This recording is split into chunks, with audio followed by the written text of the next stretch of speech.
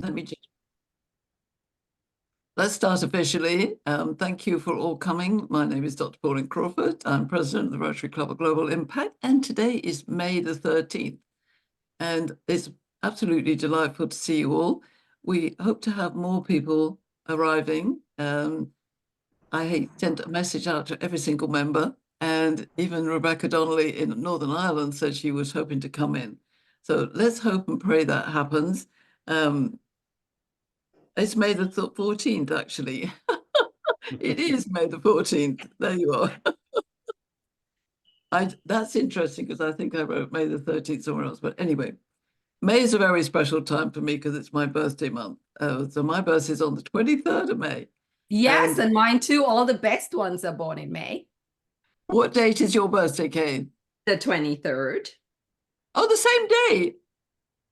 I didn't realize that, my darling. Oh, that's fantastic. Okay, well, that's be wonderful to celebrate. I would like to, while we're waiting for other people to come in and Izzy can draw them in, I'm just going to share my screen and just take us through a little bit of welcome to our world.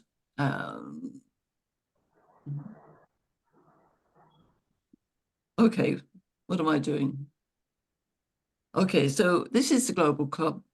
We are the Rotary Club of Global Impact, and our passion is to enrich our worlds through the power of authentic harmony. That's my mission in this world, and that we always have conversations where we know ourselves and tune into others and create the new narrative.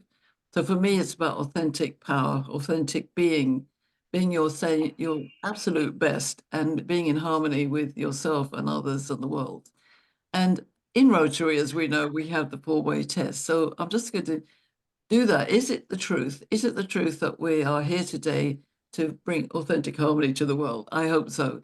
Is it fair to all concerned? I believe so. In that way, we can get rid of arguments and dissonance and hopefully toxic behavior in the world. Would it build goodwill and better friendships? Absolutely. You are all such great friends to me, and I really appreciate that.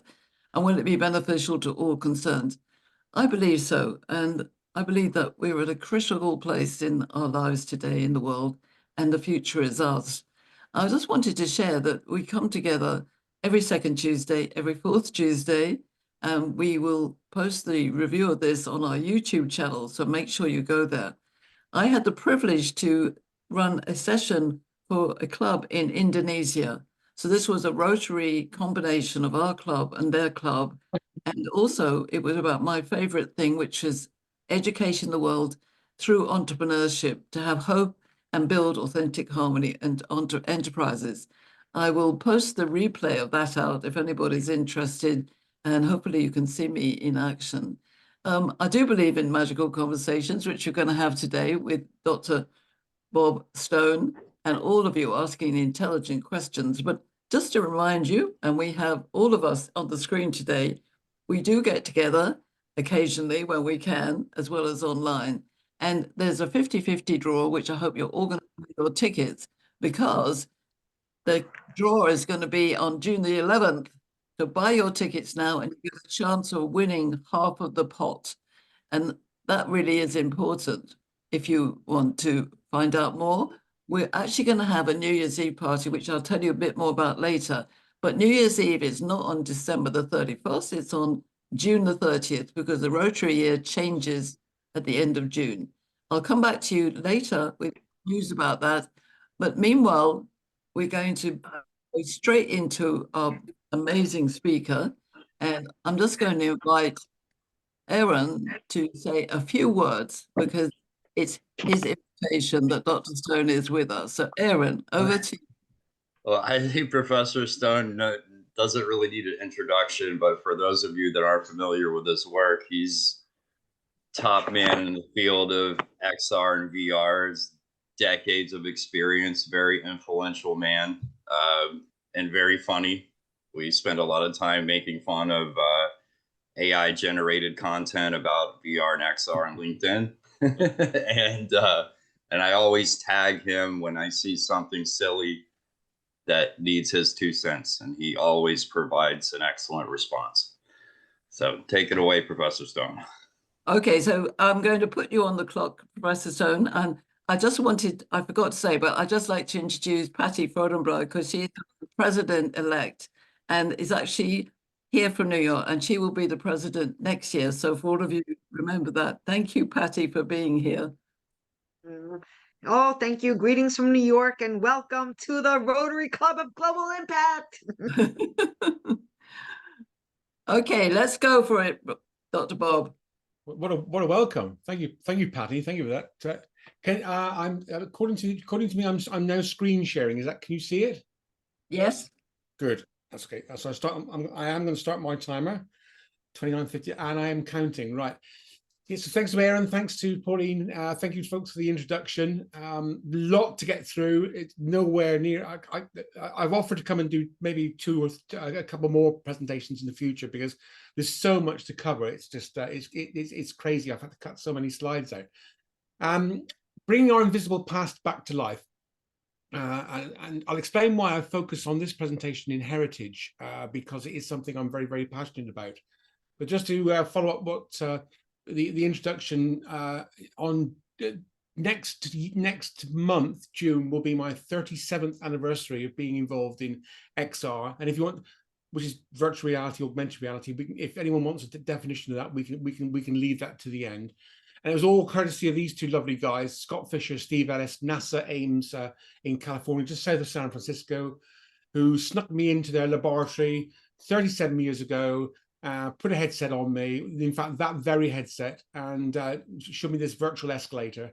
And that changed my life, completely changed my life altogether. I just couldn't believe the effect I was getting. So that was a career changer, and I've been doing it ever since, and enjoying it. Not making a million, as a lot of people on LinkedIn who are involved in virtual reality will tell you, you will be making millions. It's not true. It's all lies.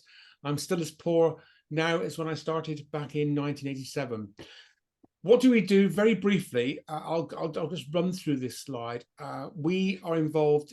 I actually direct a small team. I describe myself as a reluctant academic, and I have been a full chair professor.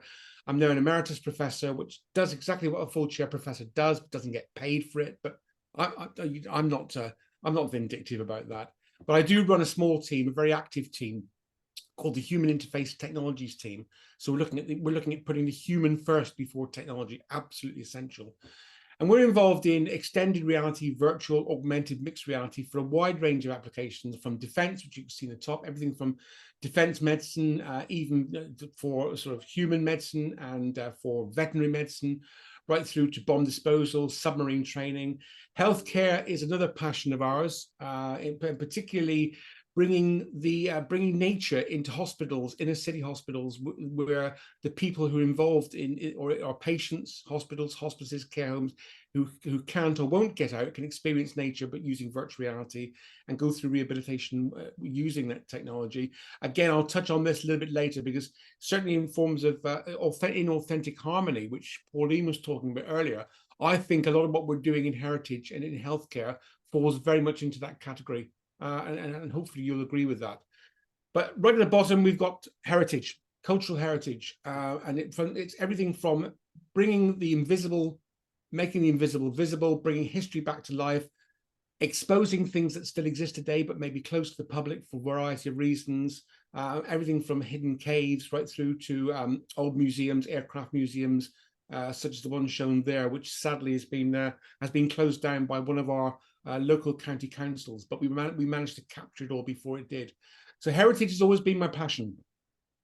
What is heritage? This is I apologize for this. I did produce this definition for UNESCO many years ago, so it's a little bit academic and it's a little bit wordy, but it's about computer-based interactive tech, and what we're trying to do is to record, preserve, recreate artifacts, objects, sites, people, religious, cultural significance, all these different characters, and to deliver that to the populations that need it most, typically schools, but increasingly elderly people and less able people in care homes, hospices, and hospitals.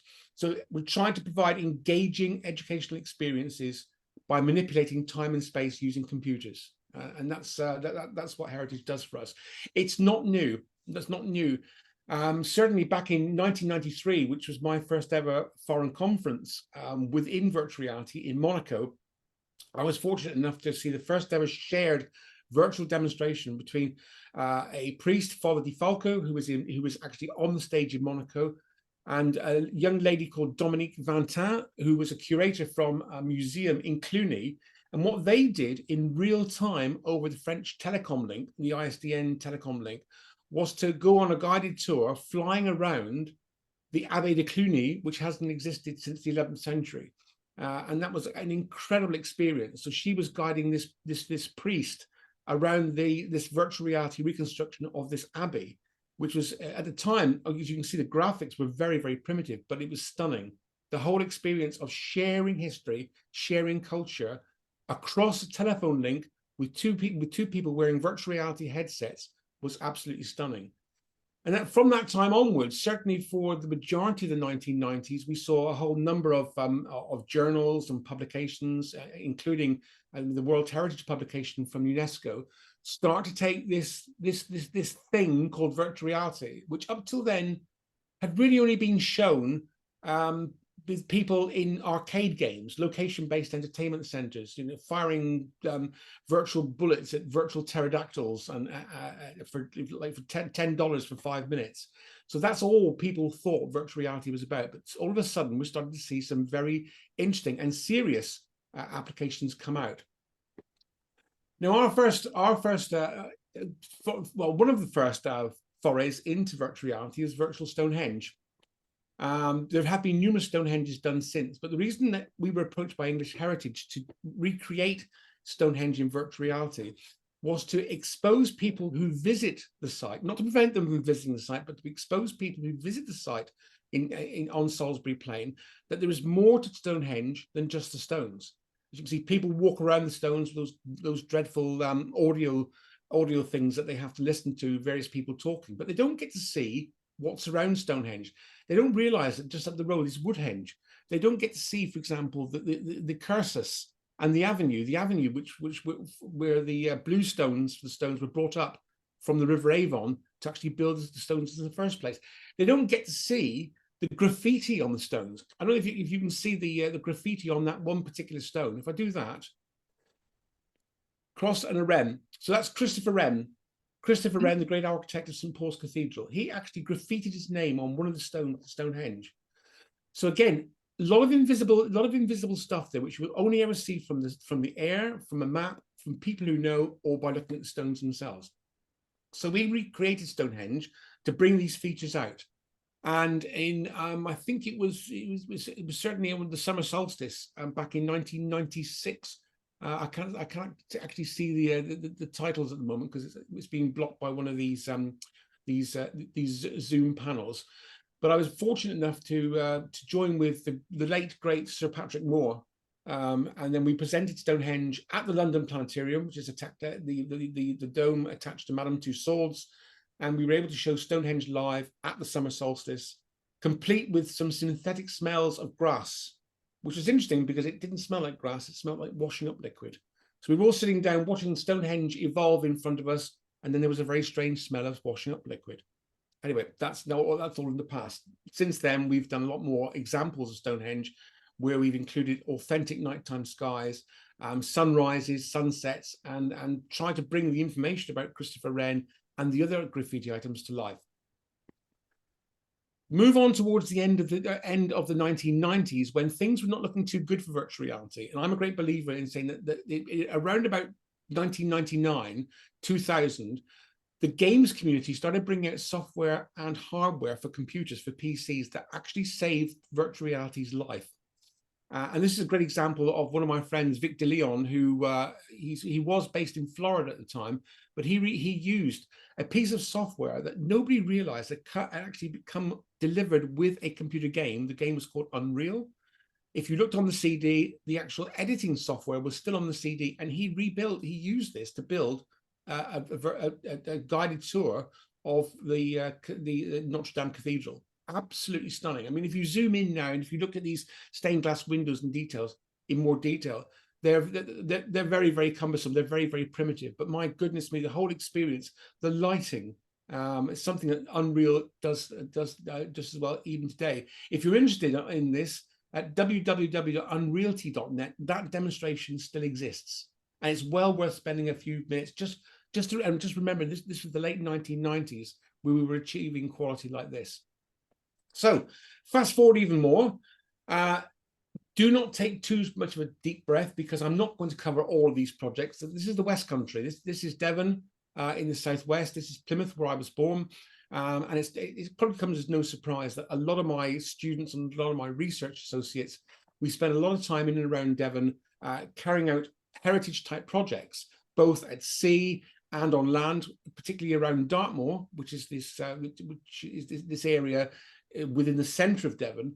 And we enjoy going out and trying out different forms of technology, which I'll touch on in just a second. So these are all the projects that we've been doing since 2004.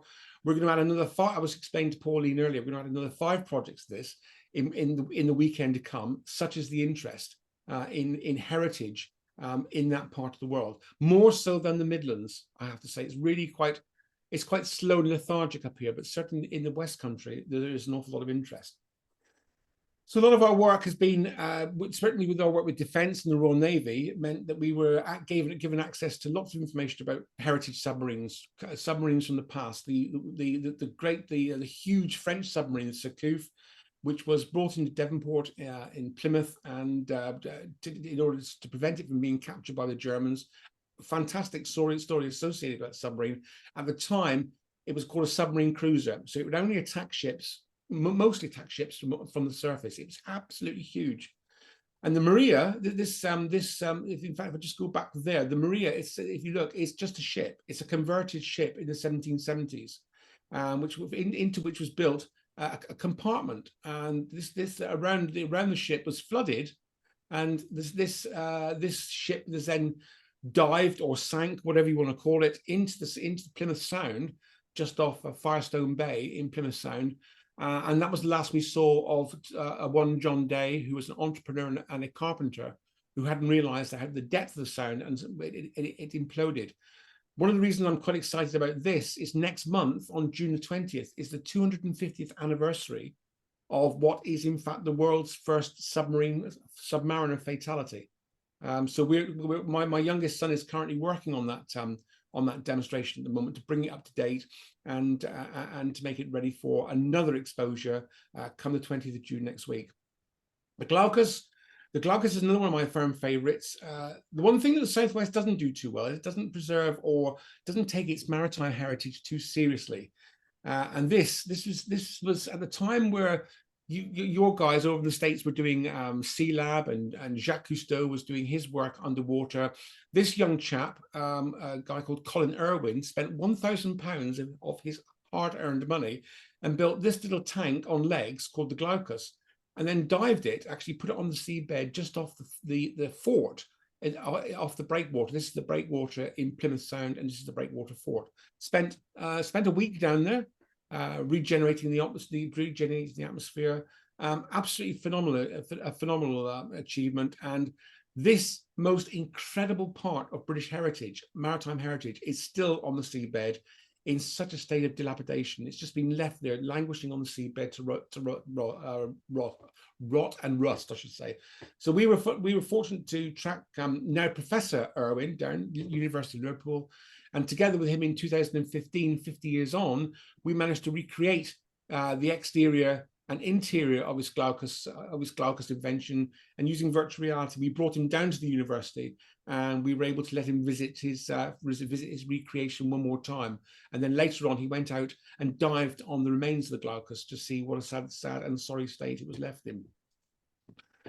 Mayflower. Now, I could talk about Mayflower for an entire presentation and more. I won't go into this in too much detail. Maybe it's something we can talk about at a later date. Mayflower is a story that lasts about 6 years. The Mayflower project is a story that lasts about 6 years. It's one of those very frustrating projects where we got absolutely no funding at all. But because it was Mayflower 400 in 2020, which didn't go particularly well because of the COVID situation, we decided to recreate the Barbican area of Plymouth and the ship itself, so that you can walk through. Just scoot through as fast as I can. So you can walk through the Barbican. You can see the Mayflower just about to get ready to depart for the New World, and you could look around and see what the Barbican looked like back in the 1620s. It took us ages. We collaborated with colleagues in Canada, with our friends at Plymouth Plantation in Plymouth, Massachusetts, who were unbelievably helpful.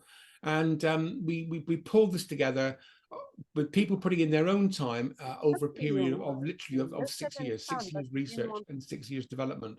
But even today, people are saying this was the best thing that came out of the Mayflower 400. And people are also saying, having seen this, that they can no longer walk along today's Barbican with the same eyes, because they've seen Barbican 1620, so their experience of walking on the Barbican has completely changed. So that's a compliment. And in fact, with this little demonstration, when you pull alongside the ship itself, I mentioned that I'm I lived in the town of Droitwich. Just as you climb up the ladder onto the right, we have there a virtual reality recreation of Edward Winslow. Now, we tried everything we could to recreate Edward Winslow as accurately as possible. There's only one portrait of him exists, and that's in Plymouth Plantation, in the museum in Plymouth, Massachusetts. There is a replica. In fact, if you look to the right, this guy here. Gone past him. There's a replica of that portrait in the town hall in Droitwich, and there are a couple of pictures of his later descendants who were also in the military. So we were able to bring those pictures together and recreate this virtual human that represents Droitwich and represents his role on the Mayflower. So that's again, that's that whole project and the story behind it is something that fills a presentation in its own right. Now, how do we do this? Because this is actually quite important, because these heritage projects, they're not cheap to do because they're quite unique. It's only recently where we've been able, for example, to go into some of the sites that are online. These are 3D asset sites that we regularly visit because they sell relatively cheap, sometimes free, 3D models that we can cannibalize or we can reuse. And that's quite important because, I mean, obviously, a lot of this work is voluntary. Most of it's voluntary, actually. So we need to be able to recreate the environments as fast as we can, which is what we did in the early stages of Mayflower. Now, that's all well and good, but often capturing relevant data, let's say from real world sources, or trying to find assets that closely match what you want to do online is simply not possible. It's completely out of the question. And as a result, over the years, we've been turning gradually to different forms of technology to make our jobs slightly easier, particularly where those jobs aren't funded. If they're funded, as for example, the Royal Navy's submarine training project was, then that's fine. But even then, building that submarine, building the interior, the forward end, just literally from that conning tower, from that fin forward, building that submarine, we had to use a tape measure and a camera.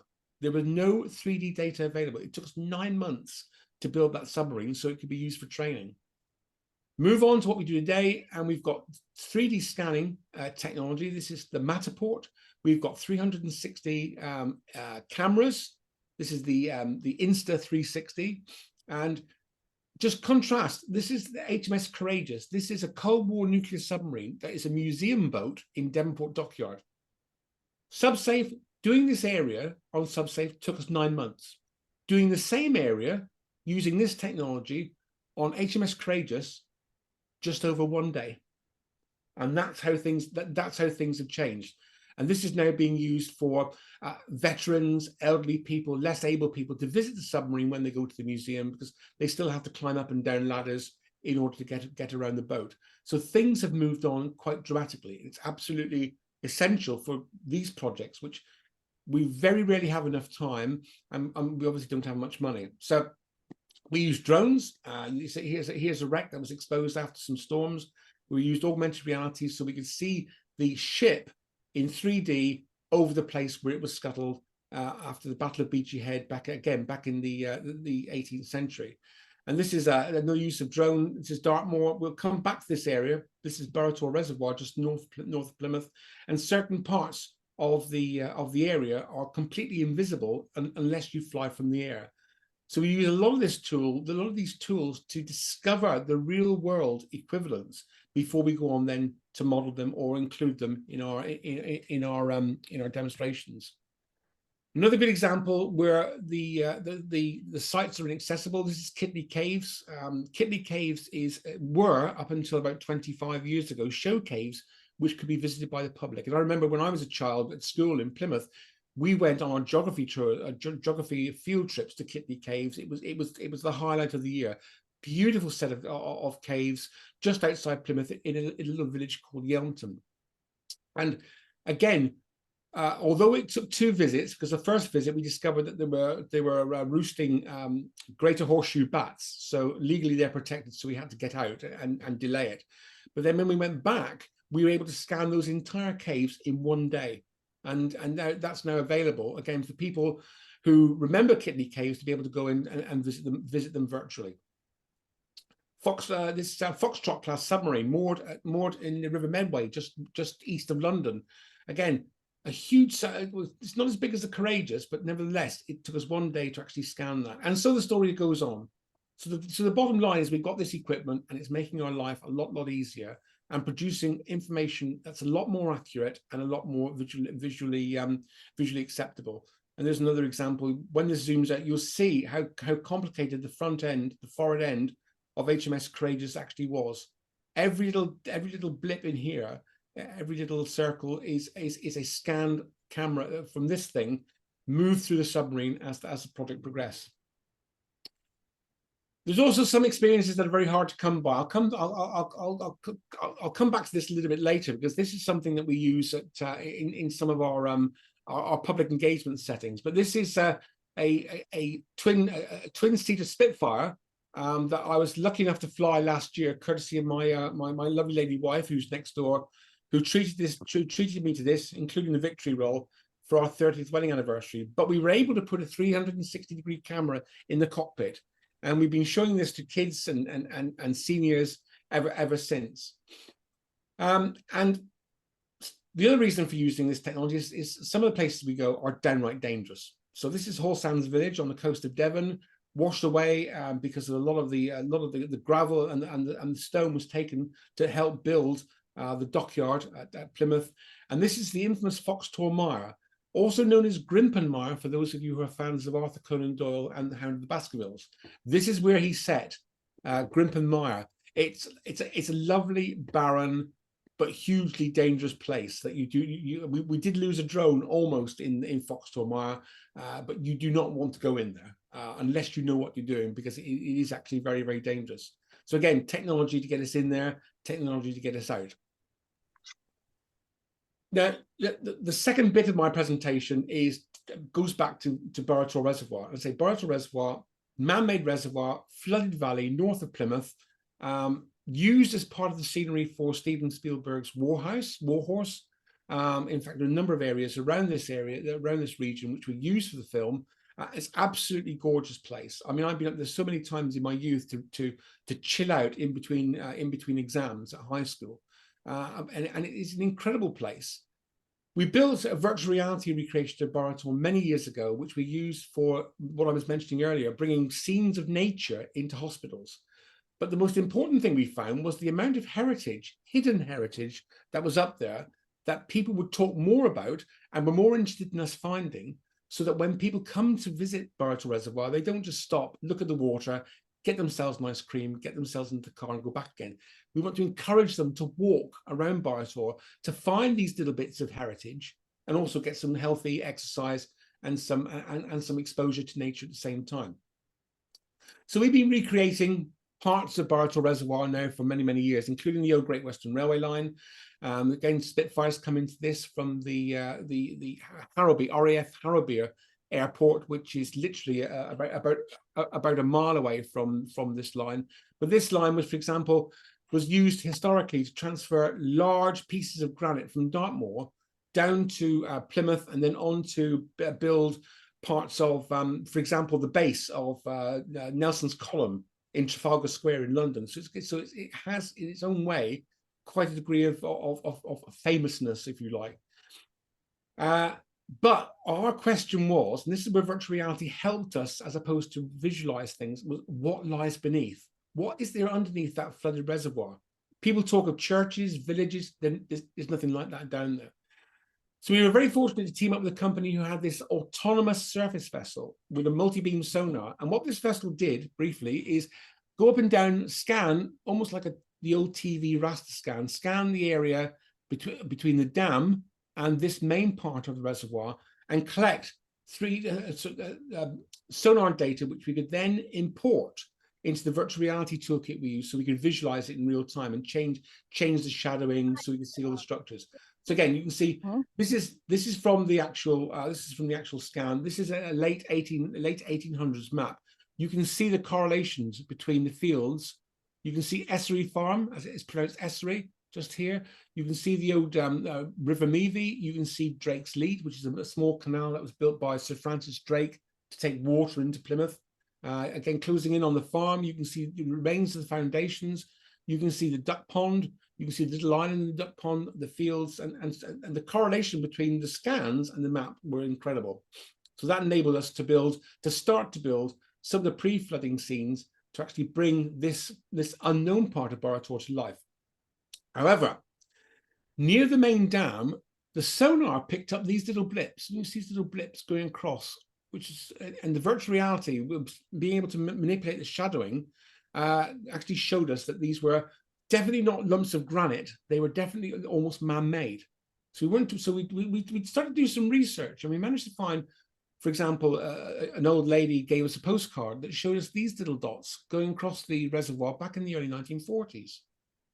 Now, in the 1940s, of course, was the 1940s, the World War II. We've got the Dam Buster Squadron and Operation Chastise, which took out the dams in Germany. The Germans tried to build their own bouncing bomb, which was this thing, but it was a complete failure, despite having captured one of the upkeep bombs that was thrown from one of the Lancaster aircraft that crashed as it was on its way to the Sorpa Dam in 1943. Such was the worry about these things that even Barnes Wallis at a secret meeting asked to be kept informed about the capability of the Germans and their own bouncing bomb. Was there a risk? Yes. 1941, German reconnaissance image of Borotor Reservoir. 1941, 19th of May, Junkers Ju-88 A4 crashed just on the side of the reservoir. So they were doing full reconnaissance work. And we know that the Junkers Ju-88 could carry torpedoes. So there was a torpedo threat to the dam north of Plymouth. And in fact, if you go up there now, you can still find elements left in the ground in and around the reservoir. Dartmoor Archive, you can just make out here these little spheres just here and chains. So what we found was underneath water, we believed there were the remains of the torpedo nets protecting the dam from World War II. Nobody knew they were there. So again, following a lot of research, we were able to find that there were two nets, one about 35 feet deep, one about 50 feet deep, and these were spread across the reservoir just before the dam to prevent torpedo attack. And so using the virtual reality recreation of the sonar data, what we were then able to do was to deploy one of our little miniature robot submersibles, ROVs. And if you look here, what you can see is the chainmail nets. So these are 17-inch nets, all knitted together like chainmail. And then, given that time is running out, if I can just go forward a bit, as you come out of the murk and get towards the end of this chainmail net, you can see one of these spheres, the buoyancy spheres, actually looming out. And these things are about 4 foot in diameter. So unbeknown to the Southwest Water Authority, the Southwest Lakes Authority, the local villages, those things are still down there, and they still go from one side of the reservoir to another. Now, had we not seen that from the virtual reality recreation of that sonar data, people would still not realize that those nets were still down there. So that's one of our, that was what I call my Titanic moment, discovering those things coming out of the murk for the first time. So to conclude, in the 57 seconds I've got left, Why do we do it? It's not for money. The only project in the last examples I've given you that got any funding at all was English Heritage back in 1995. Every other project we've done for free. We've tried to get funding, but it's difficult. It helps us to test new scanning, drone, surface technologies. That's a great thing. Let's take this technology out of the lab, particularly when it comes from students. Let's put it into a real wild environment and let's test it. But the biggest reward for us with all this stuff that we've been doing is public engagement, and particularly using this for care homes, for hospices and hospitals. So the 360 images that we do, for example, with the Dartmouth Steam Railway, which is a heritage railway in Devon, we then take that and we also use three ordinary cameras to record trips from Paignton to Kingswear, some of the loveliest parts of Devon, the seaside and what have you. We did the same thing at Christmas with Dartmouth's Christmas Train of Lights, as you can see here with Santa and Santa's fairy friend, which is quite an experience. But they light the whole track up, as you can see, and we were capturing that in Glorious 360. And what we then do is we take that and we put it into virtual reality, and we take it out to hospices and care homes. And you can see from here, this young lady was in hospital at Torbay at the time. These dear folk are in care homes and hospices local to us and in the West Country. These are my two youngest grandsons who love it, absolutely love going on virtual train trips. And this is the kind of thing that really keeps us going. It's getting young and old interested in heritage, not just heritage on their doorstep, but across the UK, and being able to get them involved, sometimes positively contributing material to us that they've got hidden in shoeboxes and suitcases under their beds at home. So I think this, in the absence of any money at all, the reward we get from showing this to people and making them more aware of what's on their doorstep is absolutely the number one reason for doing it. Ladies and gentlemen, I've went over a little bit of time, but thank you very much indeed. Thank you, Dr. Stone. That's amazing. Let's give him an applause. Do you want to come off share, please? Yeah. There we go. Aaron's got his hand up, but I just want to say I really enjoyed the journey, Bob. It's like I've never actually put a headset on like that, but I love the idea that we can take people on a journey especially when they're in care homes and for kids, and take them into journeys that they wouldn't be able to experience themselves. It's absolutely fantastic. I think Aaron knows, because some of my posts on LinkedIn is that the old people in the hospices and the care homes love the Spitfire flight. I mean, there was one lady there. I mean, normally we try to limit people to headsets to 5 minutes, maybe 10 at the outside, because we're never too sure how the headsets will affect them. But there was one lady there. We put her in the Spitfire, and she went the entire 35 minutes, and she came out of it, and we couldn't stop her talking. We couldn't stop her talking to her friend, and the response from these people is just, it's just worth seeing. Fantastic. Let's get a word from Aaron and then Patty. Aaron. Yeah, Professor Stone, none of these hospitals or NGOs want to fund any of your projects for like hospice care or schools or anything like that for STEM outreach? It seems like even a local Rotary or Rotary International or someone would put some funding behind some of these projects. Yeah, it's very disappointing. We try. We've tried to attract funding by showing what we do to, particularly in the West Midlands, which is our region. But we just can't get people interested. I mean, I tried with the local one of the local organisations here to try and get a contribution of £5,500 so that we can buy 5 or 6 headsets, network them together, and then get 5 or 6 elderly people in the same virtual demonstration, so they could rather than sitting there with a headset on and saying, "What's that?"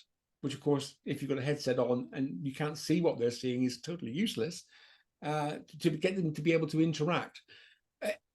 I don't know what it is. I mean, there is interest in the UK. There are defence projects, there are healthcare projects, but when it comes to heritage and building things that will impact on hospices and care homes, in particular, we've almost given up trying. Yeah, that's interesting, isn't it? Patty, your thoughts on this? Well, first of all, thank you. And I want to say, don't ever stop giving up, even when you're out of luck. And I can't sing, so I'll stop right there. But don't stop giving up. Do not stop giving up. And I want to ask you about moonwalking. Is there any moonwalking experience? And are astronauts taking VR to show us what Earth looks like from an astronaut's point of view? And thank you so much. Excellent question, very good and very timely question too. So there is a name for it, isn't it? The experience, the something effect. What's it called? Yes, there are. I mean, NASA's obviously using virtual reality for space training, both on International Space Station, and they're obviously looking at using virtual reality with analog stations for long-term space flight and planetary habitation. Moonwalking, I can't say too much at the moment. We've come up with a concept. We've come up with a concept that is will come close to that, actually. And the reason I can't say too much is that there's an organization called Blue Abyss that I'm an XR training advisor to. They have just been able to buy land next to Ohio. It's one of the airports in Ohio. I don't think it's Wright-Patterson. It's Ohio. Oh, it's not Chicago. I've forgotten, but they are making a presence alongside I think Penn State University and others, and including us in the UK, to build an astronaut training facility in the US. And one of the concepts that I'm hoping that they will fund us to look at is a mixed reality astronaut training device that moves away from putting astronauts into, which complements putting astronauts into these parabolic aircraft, the aircraft that go up and then dive to create the zero gravity environment, or these big tanks. So, for example, if you go to NASA Huntsville, they have big neutral buoyancy tanks. And then they clothe the astronauts and they put them in to try and create zero gravity. But we've got an idea for something else that will kind of fit in between those. But it's interesting you said moonwalking, which is why I started to smile so much, because I'm going to invite you to check out our segment presentation with Shelley Brunswick. I'm not sure if you know her, but she did a fantastic presentation. I don't want to speak out of context, because I don't, it's not my lane. However, I think if you touch base with her, I think it will be a great partnership in your next projects. Shelley Brunswick, she did present for us. She's on LinkedIn. She's a Forbes writer, and I'll also circle back and I'll try to find the article while we keep sharing here. Excellent. Absolutely. Presentation rather. Thank you, yeah. Paul. Excellent. Thank you. Yeah, because Shelley was COO of Space Foundation, but she's very into the whole space thing. And one of the things she said to me was, there's so much debris in space that there's a problem out there if we all want to try and leave this planet. Anybody realize that? It's like there's too much trash out there. Yeah. So, Patty, do you have another question? Can I ask a question? Yes. Professor, that was incredible, the presentation you made, and it opened up my mind, my eyes, and my ears to see how we can actually integrate. We have something called the Passion Project, and how we can actually make it a commercialized project. And I'm going to introduce on the International Museum Day, which is on 18th of May, some of the museums of the place that I'm in, Ahmedabad. But I want to see how this can be an ongoing program with the museums of Ahmedabad, and introduce how AR, VR can be collaborated with. That's one. Besides that, I'm moved by what you said about how patients can get themselves exposed to the beautiful museums of the world, and not being able to travel all the way, those museums come into their world, and that can be having a great possibility of curing, energizing, giving them back the spirit of being human. If there is any way by which I can bring all of these, I'm so passionate, and I'll be in touch with Pauline to find a way forward with yourself to bring it to India. Thank you. Absolutely. Yes. Perfect. Many years ago, I did a lecture tour of India. I went to Mumbai, New Delhi, and Bangalore.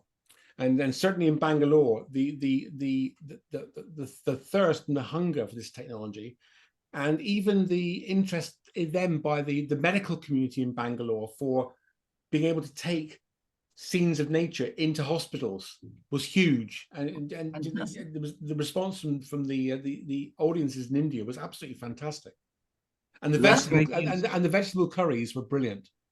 Yes, of course. The vegetable curries were like I've never tasted. Fantastic. We would like to invite you back again to India. Lovely. Okay, Marty, you've got your hand up.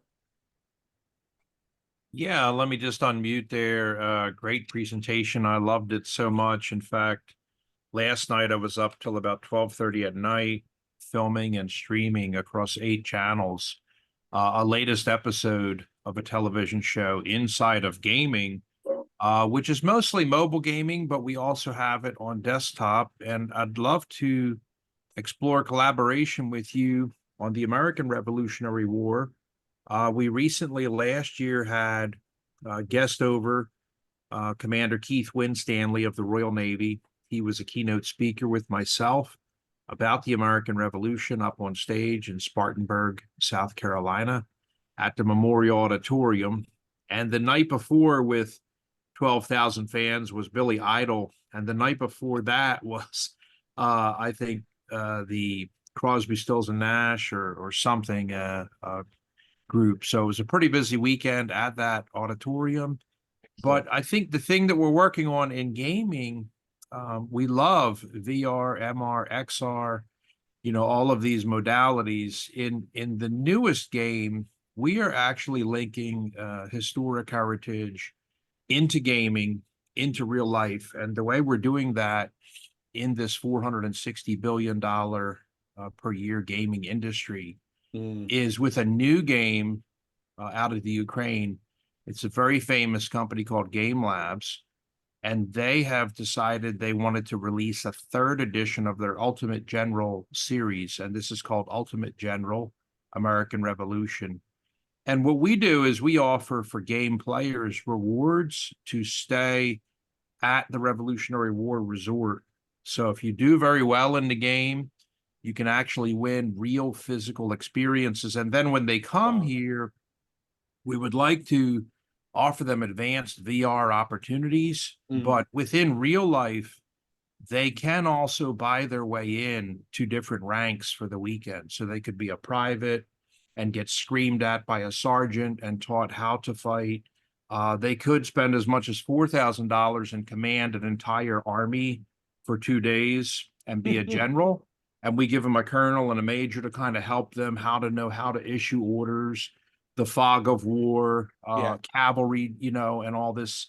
Because if you take a guy like Larry, the shoe salesman, who has saved $4,000, and you take him out of the Flarsheim shoe store in the mall, and he becomes a general for 2 days at a living resort inside of Westworld, may not exactly know what to do, so needs kind of a colonel and a major with a military adjutant to assist them in how to command their troops. And even though you may issue a command by letter and a rider rides that message out, it doesn't necessarily mean that that particular colonel is going to do exactly what you ordered to do. Right. So this creates more fun and confusion. And when it's all done for that day, we bring them back for a huge dinner in the Great Hall that night.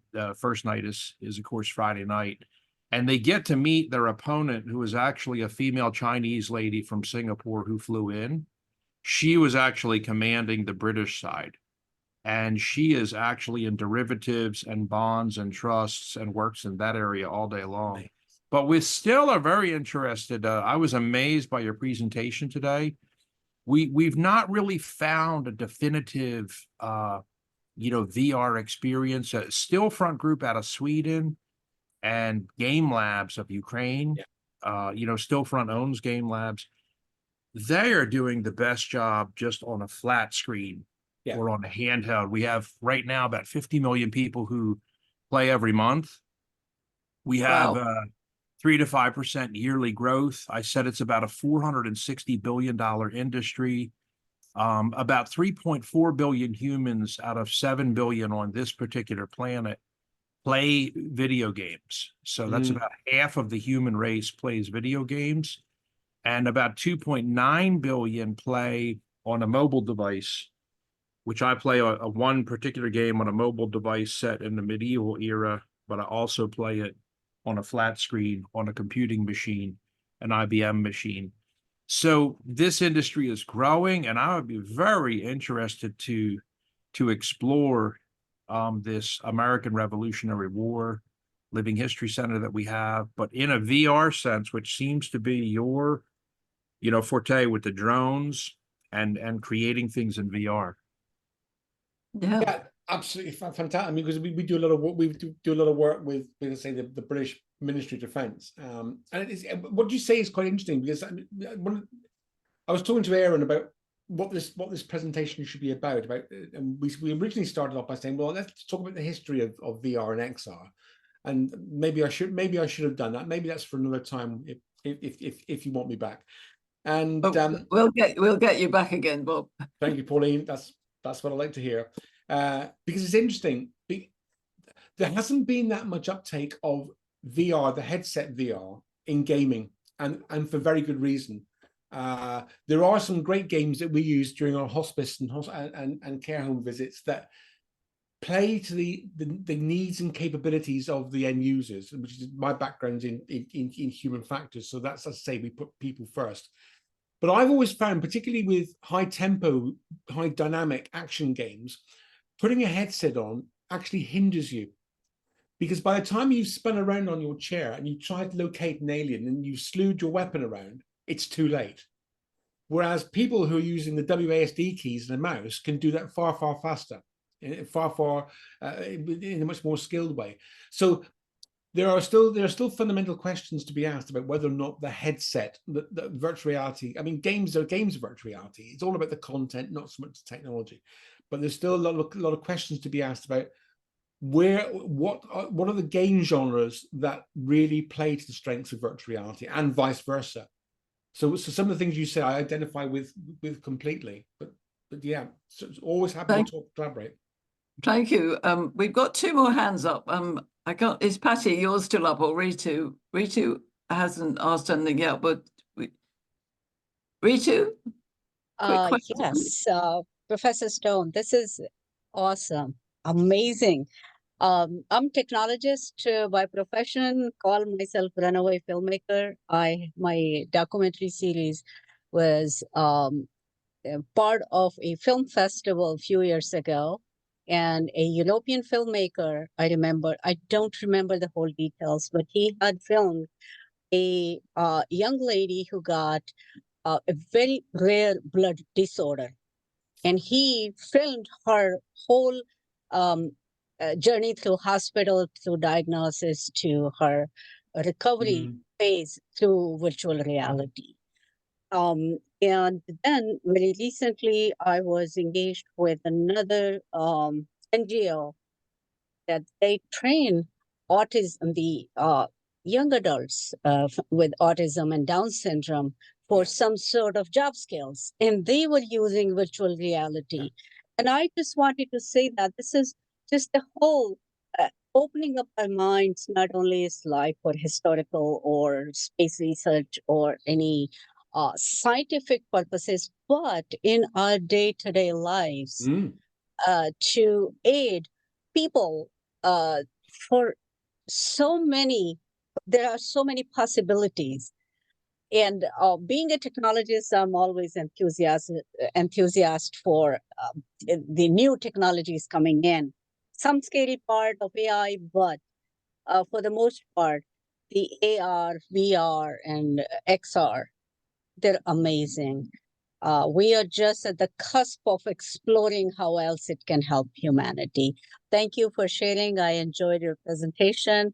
I look forward to more presentation at Rotary in future. Thank you, Lisa. Absolutely. It's been quite nice too, because my youngest son does a lot of work. Does a lot of work. He went into the games course and then went in a different direction. He's back on track now. But his day job is he's an adult carer for autistic adults and adults with a variety of learning disorders. And he's always trying to find ways. I mean, he's built this beautiful demonstration, which we call Candyland, for some of the children that he works with. And Candyland, imagine it's like a Willy Wonka in a field. Again, if I do a talk on some of the healthcare work we're doing, I'll play a few minutes of Candyland. But it's got a chocolate river, it's got candy trees, it's got little unicorns that you feed with marshmallows and things like that. But you would get on with him like a house on fire. Thank you. Patty has her hand up, so we're keeping an eye on the time. It'll be quick. It'll be quick. Check the chat out, because I shared the links to the presentation that was previously with Shelley Brunswick, as well as her LinkedIn profile. Also, the raffles on there, by the way. And where could we find you, Professor Stone, if we want to connect with you? Via Pauline. That's probably via Pauline or via Aaron. I'm on LinkedIn, but Yes. if you want, Pauline's got my email address. Yes. What I will do I have got a YouTube. I forgot to mention. I should have put the QR code at the end. I have got a YouTube. What I've been doing is developing a YouTube site where all my TV interviews from way back and all our projects and all the things that we've been talking with you, with Ritu and other people are all on there. So what I must do is I must share that with you, Pauline. Yes. If you can get that out. There's also a document which I showed at the end, which summarizes all the projects that I couldn't cover, if you want that. I mean, I've got so much stuff. You would scream no more, honestly. But Well, but feel free. Absolutely. I think, Dr. Stone, you're definitely going to have to come back again, or maybe back again. So, but Patty, between us, and when my reign finishes, Patty starts, but we definitely feel some great alignment with what you're doing and how we can help the world. I'm very into global transformation, and I think there's so many applications for what you're talking about. I wonder if you could recreate a Beatles concert in virtual reality with all 4 Beatles there, so I could experience the 60s again. That would be fun. My time has gone. It's interesting that, because there was on this Saturday just gone by, there was the new episode of Doctor Who, and they didn't call them the Beatles, but they had 4 individuals representing the Beatles on that. That I mean, God knows how we would get the permission to do that. We need an intellectual property or copyright lawyer. Yes. What a project that would be. Oh. I want to thank you very, very, very deeply from all of us for an amazing insight into how we can, recreate these historic situations, relive our heritage, and take it forward to help people in the world. I think let's take all of us a big round of applause for Dr. Stone. Thank you so much for coming. And what I will do is, if you can send me those things, I'll summarize this. I'll put it up on our YouTube channel, and I'll also put a newsletter out to all our members and our guests out there, so people can get in contact with you and take this forward. Yeah. Kay, elsewhere, the 50/50 link is, I think we just posted that. Can we post that again? Have you got that, Patty? Yeah, hey, Kay, it is on our website. Yes. If you ever go to our website, and Patty, she just put a link. Yeah. And we have got, I hope you found our website, Dr. Stone. It's rotaryglobalimpat.org. It's an amazing website. It's stunning. It's all down to Marty's absolutely fantastic expertise, but there's so much information on there. And our 50-50 draw is a really important one because you can make some money and we can help. So what happens is that with our 50-50 draw, the draw is 50% to the winner, and then the rest goes into donations for Rotary. I think that's the link. Yeah. So basically, I want to thank you. Marty's just showing it on screen there. Yeah, yeah, this is where you would go. You know, it's just right there. I'll go backwards. If you come into our website, Rotary Club of Global Impact, you hover over the top bar here. It's right here in this first section, Welcome and Love. You'll see buy a 50-50 ticket right there. I hope everybody can see that. It's that tab right there. Can you guys see my screen? Yeah. Okay. Yes. All right. Well, thank you so much. I just wanted to showcase, and I just bought 10 tickets. Okay, so buy your tickets. I just want to mention that we will come back with more information, but we are going to have a New Year's Eve party on June the 30th, which Patty and myself will do a presidential handover. I won't be there in person. I will be here on an online live streaming across the globe. We still got to do some more finalizing on that, haven't we, Patty? But for all of you to keep the date, if you can be in New York, fantastic. You'll have a glass of wine or champagne in your hand. If you can't, then have your champagne online where your screen is. And we will celebrate handing over. There'll be some other dates there's a fourth Tuesday where we will have some speakers, and I'm hoping that Ruby will come and share she is our new transfer. Hi, Ruby, welcome.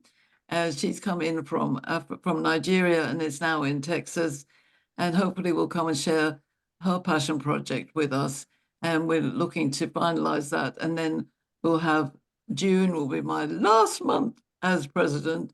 And we will also talk to you, Dr. Stone, about bringing you back again. And this has been a very exciting meeting. And I'm very, very pleased to see how many people are here today. It really warms my heart. I know some of you are far away and listening, but it's important to be here because we are an online club. It makes a difference when we get to see you, even if it's just in the chat and off screen. So I really appreciate you. My mission has been to really get to know members and also for us to encourage other new members to come in, because our other new transfer is Kay, and I'm so delighted that Kay is in here with us because she lives in the same city as me. So we actually get to see each other. And anybody who comes to Vegas, which in fact Marty and Stormy are coming to Vegas, hopefully sometime towards the end of May. We may or may not miss you, Kay, because you're going away on a holiday, 23rd to 27th. But just so you all know that I just discovered today that Kay and I share a birthday on May the 23rd. So whatever happens, we have to celebrate that, Kay, even if it's not on the day. Well, I don't live until we travel out very late on the 23rd, so we can do lunch on the 23rd. Or breakfast. I might be out for lunch. Yeah. Yeah, and we won't be coming back home until around the 7th or the 10th of June. Okay. And then we go up to New York around like the 27th or 28th to get ready for the New Year's Eve party and celebration. If people are wondering what that means and it sounds weird, dumb, or stupid, I just don't understand it. Why are they talking about New Year's? I'm lost. Rotary worldwide, you'll notice, has huge parties.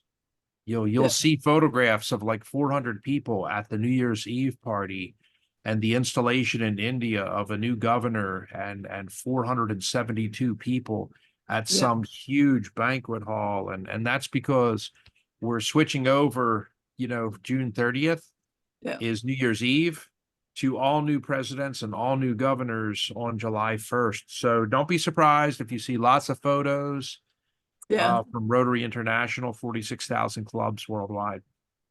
So if you're in Vegas, when Kay's back, then we'll have our own little party here as well, Marcy. Okay, thank you Yeah. all. Thank you again, Dr. Stone. We so appreciate you. And we will get your information out to the world as far as we can go and make sure that we use these amazing techniques for the good of the whole of humanity. Great pleasure. And thank you all for coming. Thank you, Dr. Stone. Thank you. Thank you to Aaron for Good, inviting me. everybody. Take Thank you, care, Dr. all of you. Have Okay, a take care, wonderful folks. day. Marty, I'm gonna Bye. you right now.